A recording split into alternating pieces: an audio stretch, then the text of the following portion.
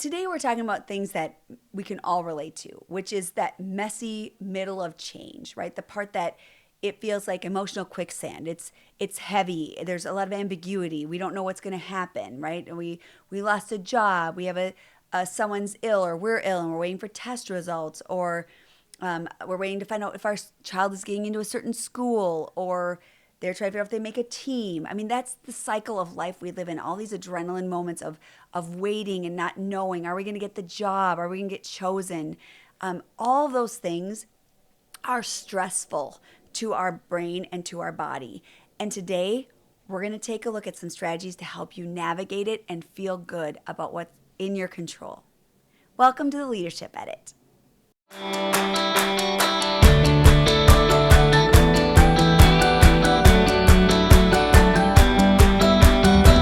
So welcome to Leadership Edit. Here we are on our 5th episode. So thank you for those of you who have been able to tune in so far. Today's episode is really a hot topic right now with all of the change going on in our world, our government, our businesses, our families, our homes, ourselves.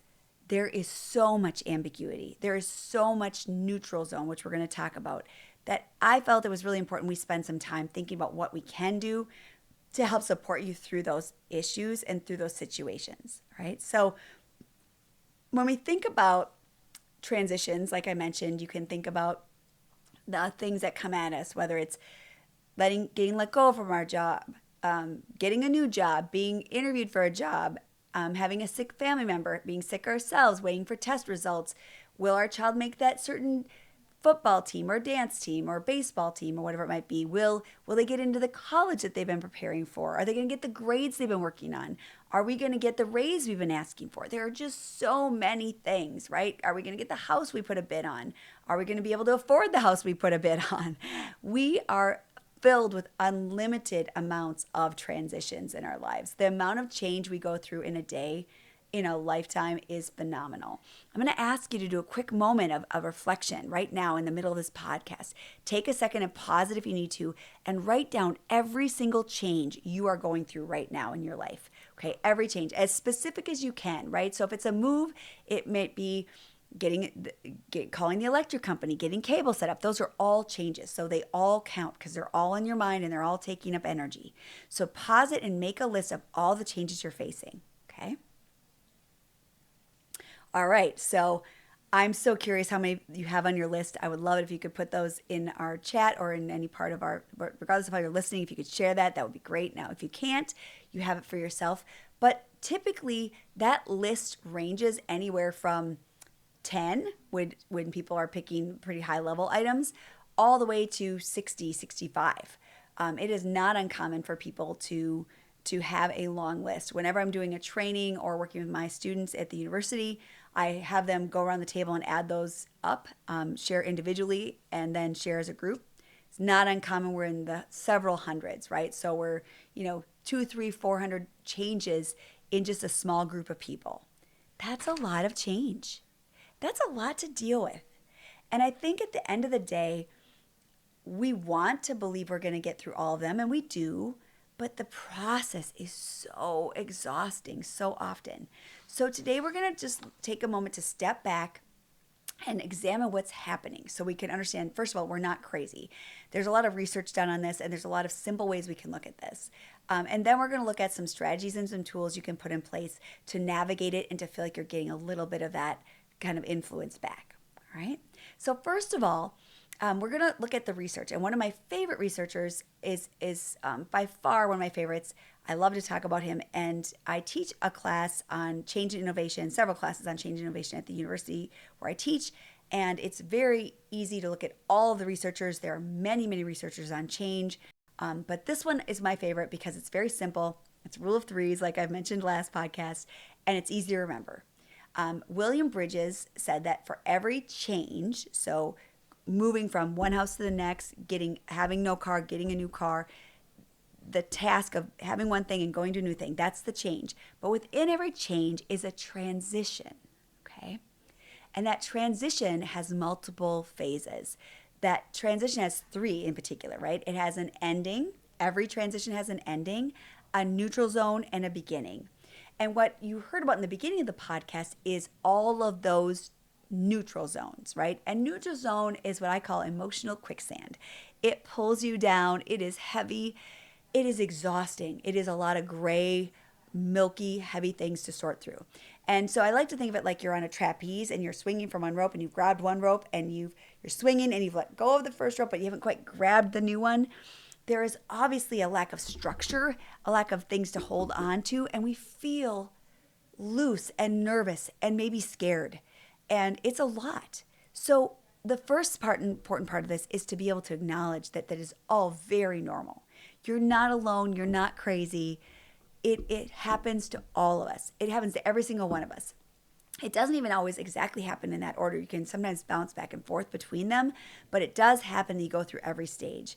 And it's also really common to realize that it doesn't take the exact same amount of time to go through them for everyone. So some people take a long time and some people take a short amount of time. My theory on it is really about the locus of control. So proactive or reactive, or as I call it, if you're doing innovative or change model, right? So if you're saying, I'm going to iterate, I'm going to proactively change something, I'm going to improve something, then going through a transition is exciting and positive. If you're being reactive, it's often very stressful and very difficult, right? So as we think about changes, for example, of let's say even a car, let's say you've been saving for a long time and you're ready to go get a new car, right? So the first thing that happens is what? You start noticing your car is not what you want it to be. So you start noticing, oh, well, it's not getting good gas mileage. Gee, it's running rough. The tires need to be changed. It's not as comfortable as it used to be. So our brain starts to build a case for why this isn't the best car for us. So we need to build energy momentum to have an ending. So the first thing you do is you say, yeah, this car isn't as great as it used to be. Then you're in this neutral zone. And for all of us, if this is again a change you're choosing, you're saying, gosh, if I don't like this car, then you say what? What car do I want, right? And so then oftentimes what happens is you start thinking about what the new beginning is. You start thinking about the transition part is, what can I afford? What kind of car do I like? What am I excited about? What color is it? What kind of brand is it? And then you start thinking in the new beginning, you start looking for that car, right? You start looking for everywhere on the road, you see that car and you start seeing it everywhere, right? If anyone have that happen to you, you're like, oh my gosh, there's my car again, there's my car again. And so in those moments, our brains start to get excited about that new beginning. Oh, there's that car I like, there's that car. You should get that car. What a great car.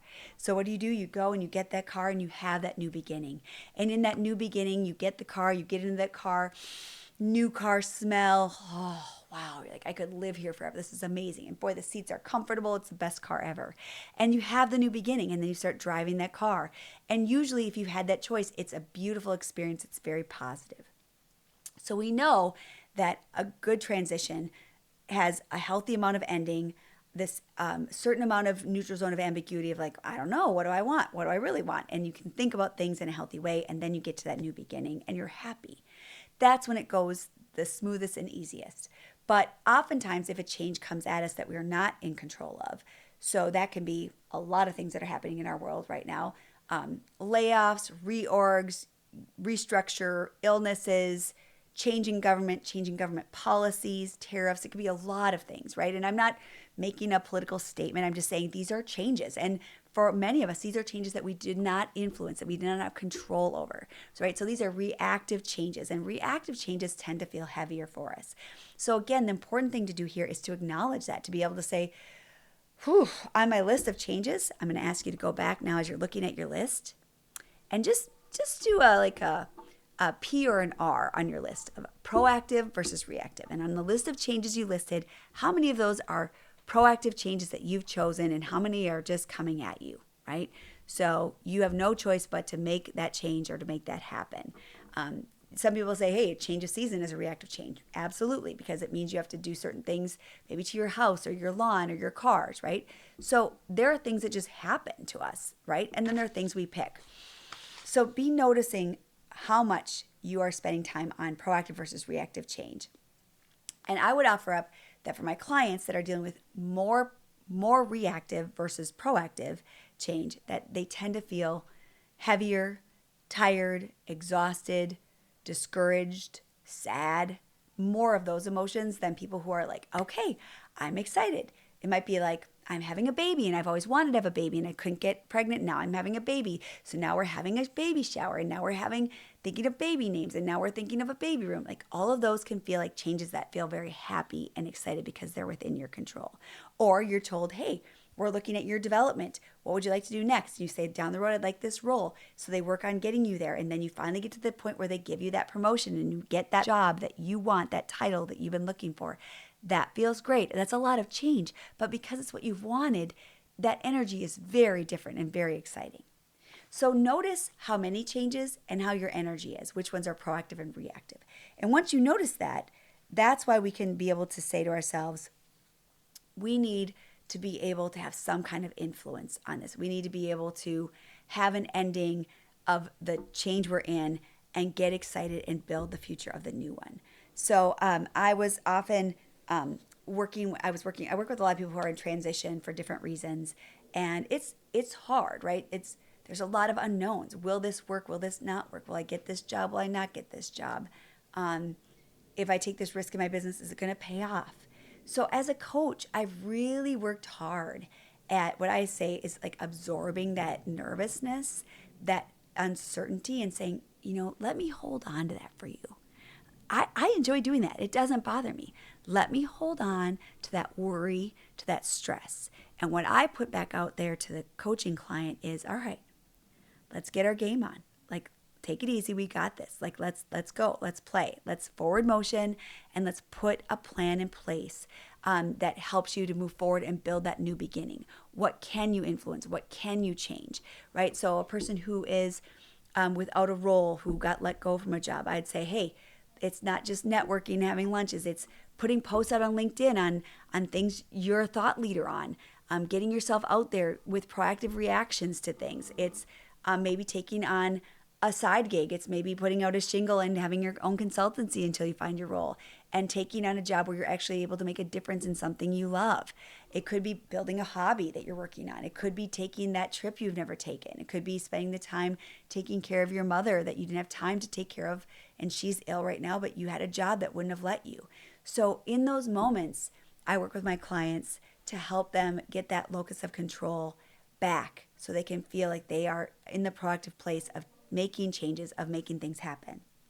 So there are 4 P's to the new beginning, right? So there's the purpose, picture, plan, and part. So the first thing is to say, like, what is it I'm trying to accomplish here? What is it at the end of the day with a new car? What am I trying to accomplish? Is it really just to get from plan A to plan B, or place A to place B?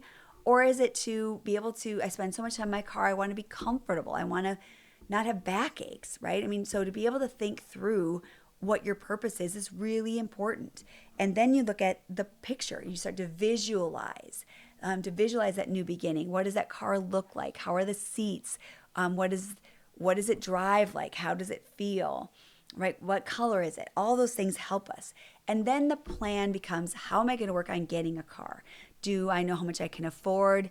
Do I know what dealerships I'm going to go to? Am I going to look online? Am I going to ask a friend? So being able to map out what you need to do and who you're going to involve to chunk away at your problem or your challenge is a very important part, the 3rd P. The 4th part is the part, and it's the part you play. And what are the things specifically that you will do to continue to move that new beginning forward? So when we get back into that, again, that locus of control of making something happen, we have a very different experience, and it can be very invigorating. And we can also learn and grow a lot during that time. It's really not uncommon for people to feel like they can't do something at all because they lost their job. But the truth is, we can do a lot of things within our influence. In that moment, it's really important that we can do something small to help ourselves get back into a place of influence and get out of any kind of anxiety. So one tool, one trick you can use is the 5 senses. So when you're in a spot where things are difficult, what we want to do is visualize the new beginning in all of the 5 senses, right? So if I'm picturing, let's say, the new car, right? I'm going to say, what does the new car smell like? New car smell, right? I'm going to say, what does it look like? What color is it? What are the seats like? Sound. What kind of speakers does it have in? Am I going to be hearing my favorite songs? Is it going to have a sunroof where I'm going to hear the sound of outdoor wind coming into my car? I'm going to say to myself, not to obviously taste, but maybe I'm having a favorite snack in the car, or like sucking on a lollipop or drinking my favorite soda, right? So it might be just that idea around taste. And the other one, which of course now I'm like trying to think through in my mind. So I talked about smell, taste, sound, touch. Like, what does it feel like in my car? Like, what do the seats feel like? Especially if you've been commuting a lot and your car had really bad seats with the spring in the back. Maybe you have heated seats now. Maybe you have air conditioned seats for the summer and heated seats for the winter. So, what are all of those senses together as you picture your new beginning? Now, you can take that and picture all of it. When I'm working with my clients who are transitioning into new jobs, whether it's by choice or not, I often say, tell me what your company looks like, what your new place is. Are there windows? Is it light filled? Are there flowers? Are there snacks? Are there treats? Like, what do you see in the office? And being able to picture that, what is your boss like? What does a day look like in your life? Are you having a great time? Are you smiling? What are those things that are happening that gets you back into the offense piece of picturing your new beginning? So there are a lot of things we can do, and like I mentioned, within that, there's also the company spectrum, right? So we always think about ourselves, but then there's always self, team, and company.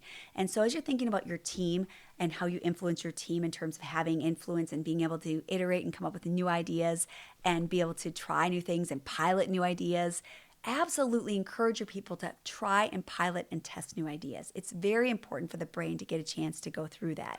And as you relate to the organization you're in, it's also important to think about that spectrum of companies that are very proactive versus reactive, right? And so if your company is proactive, then what you're going to notice is that they are maybe the innovative company. Maybe they are the industry leader. They are the ones thinking about what's next. And so we want to be thinking about, for your temperament, do you prefer a company that is proactive, that is innovative and creative and open to change, to try new things? Or do you prefer more of a traditional environment where there's a little more of the status quo, where they are following their competitor, where you kind of know what's coming next? So knowing your temperament is important, and then being able to say which kind of company do you want to work for really helps you to gauge where your energy level is. When I work with people who are like, I'm exhausted, I'm like, tell me more about that. And very often I'll find out that they are in a mismatched environment. They want a lot of innovation and they're in a company that's very restrictive. So for those CEOs listening, for those leaders listening, ask yourself, what kind of a leader am I? What kind of a culture am I setting? Am I letting people try new things? Am I letting them pilot things and say, hey, if it doesn't work, we'll give something else a try? Or am I being reactive and waiting for my competitors? Those are all things within your influence, regardless of your level, whether you're thinking of yourself, your team, or your company. It's really important as you're thinking about how we can be stuck, like I mentioned in the beginning, how we can feel like we're drowning in that emotional quicksand, to know that it is temporary and we don't have to stay stuck forever. We have the change, edit, download you can have to take a look at, to make some improvements, to get some structure into that. And we also just have the ability to say, you know what? It's going to work out. It's all going to work out in the end. One of my favorite quotes is, it all works out in the end, and if it's not worked out, it's not the end. So hang in there, take care of yourself, and thank you for joining me for the Leadership Edit. Less clutter, more leadership. See you next week.